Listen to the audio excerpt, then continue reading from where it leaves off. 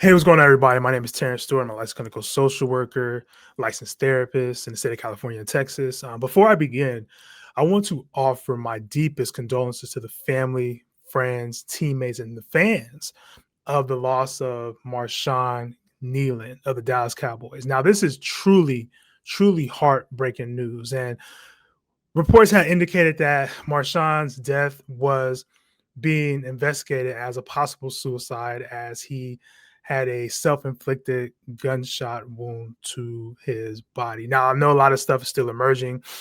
This is tragic. I know we don't have all the information, what led up to it, behind the scenes, and things of that nature. But I want to break this down, especially it being Men's Mental Health Month, and how sometimes we look at folks, because I know we sometimes we look at folks and be like, okay, why did they do that? He just recently had a fantastic game, his last game where he had scored his first touchdown. Um, and him being an athlete, sometimes we look at athletes and these men as being very strong men. So when the news came out that he unalived himself, it's like, okay, why? How did that happen? I think the first thing we have to recognize is athletes, no matter how strong they are, no matter how masculine they may be, are still human. And we think as professional athletes, sometimes in sports, especially in football, as warriors, being strong, resilient, being unbreakable, but that can lead to dangerous pressures sometimes. I'm not saying this was the exact case for Marshawn, but it can lead to dangerous pressures because he's not the first person to unalive himself. And that's been in the NFL. But the truth is, athletes do carry tremendous stress, performance stress, public scrutiny many times, sometimes even private battles. There's things that he may have been dealing with that we necessarily didn't even know he was dealing with, right? And many struggles with depression, sometimes anxiety, many times in identity loss. There is a concept in football when we talk about football athletes and mental health, where it's called helmet syndrome. It's like who's behind the helmet. There's like a whole process, and when dealing with athletes, more specifically folks that play football, and the helmet syndrome, and people actually knowing who they are, because they're always wearing a helmet. But this can also lead to a lot of, when we talk about identity issues with athletes, more specifically dealing with injuries, certain career changes, and things of that nature, right? But in Marshawn's situation, we may not necessarily know because, again, a lot of stuff is emerging. But these are the real things that athletes do deal with, and how the role of the mental health and having these high pressure careers, right? And somebody that's playing in the NFL, one of the most challenging, physically, mentally, and spiritually challenging sports. And as a therapist, I see this all the time. I deal with a lot of folks that used to play football, or I've had folks that played professional football before, and one common thing I always hear is that, hey, I had to be strong. I had to be strong, whether if it's like being a father, I had to be there for my teammates, I had to be there for my wife or whoever it may be. But whether if you are a father, even if you're a CEO or a professional athlete, the expectation is always, I need to hold it together. I need to hold it together. But many times it's impossible to hold things together, and it's a need to ask for help a lot of times. And in high pressure environments like the NFL, players can constantly be reminded that they have to push through the pain.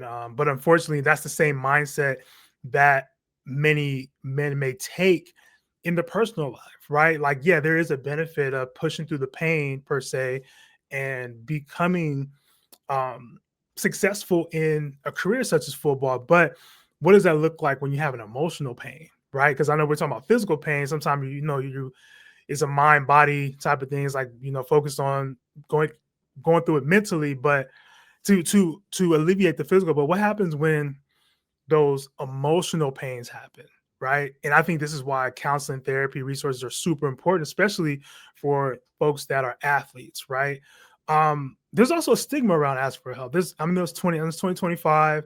It's like, okay, well, we have access, and we've been talking about men going to therapy and all these other things. But one of the hardest truths about folks that unalive themselves is that they also often feel trapped. Like, folks, they don't feel there's any way out. The suffering that they're dealing with is not of any relief. Like there's no relief to that. Many a times, a lot of people who unalive themselves, and this is not, well, I should say attempt, because we necessarily don't know what they may think and if they unalive themselves, because there's no way of really asking and talking to them afterwards. But the folks that, there's been studies where folks that have attempted to try to unalive themselves, what happened is that they, when they came back, and they may have been resuscitated, or maybe had that attempt or whatever it may be. You also, there was a common theme where the folks that actually was trying to unalive themselves, that it wasn't that they wanted to kill themselves necessarily. It was like they wanted to get rid of the pain. So many times it's the pain, the agony, the things that the folks are dealing with, as opposed to the actual wanting to die, right? Because there's, it may not ring true for everybody who's attempted, but was the majority thought, consensus when folks did studies around on folks that were trying to unalive themselves. It's like, it wasn't trying to die, I'm just trying to get rid of this feeling. But again, when you see no escape and you see death as being the only outlet, or the only escape, yeah, of course, you're going to feel as if there is no outlet. One of the things, especially if you're in the US, I want to give this resource is, if you are having thoughts of harming yourself, or feeling unsafe, most definitely you can text the 988 number. That is our national suicide crisis hotline. They're available 24/7 to text, or you can even call them if you need to talk to somebody. So I think one thing that we have to really think about, in addition to this, is how do we go about things? How do we go about moving forward? Like, what do we gather from this? One thing that we have to understand with suicide is it's not always preventable, right? It's not 100% preventable, and sometimes folks may be suffering silence, and we may not really know who's going through what, right? Like in Marshawn's case, I'm pretty sure it came to a surprise to a lot of people. I'm not sure if he disclosed any of this to his close family and friends, the things he was dealing with, but I think the best way to even honor him in his memory, and just mourn his loss, is to talk openly about mental health. Like, we have to have these conversations and understand that these thoughts are real. Folks really do struggle with these things. I've struggled with them in the past myself, right? But luckily, I'll say not luckily, but fortunately for me, that I was able to recognize it and get the help. I wasn't ashamed of asking for the help. But a lot of men do have the shame of asking for help. But again, my heart goes out to Marshawn Nealon, loved ones. If you're grieving, most definitely take the time, reach out to somebody you trust. If you're battling with some of those things in silence, make sure you reach out for help as well too, because healing doesn't necessarily have to be impossible. But it is impossible to heal if you don't reveal what you're going through. Again, my name is Terrence Stewart. I'm a licensed therapist, state of California and Texas. Make sure you like, share, subscribe, do all the great things.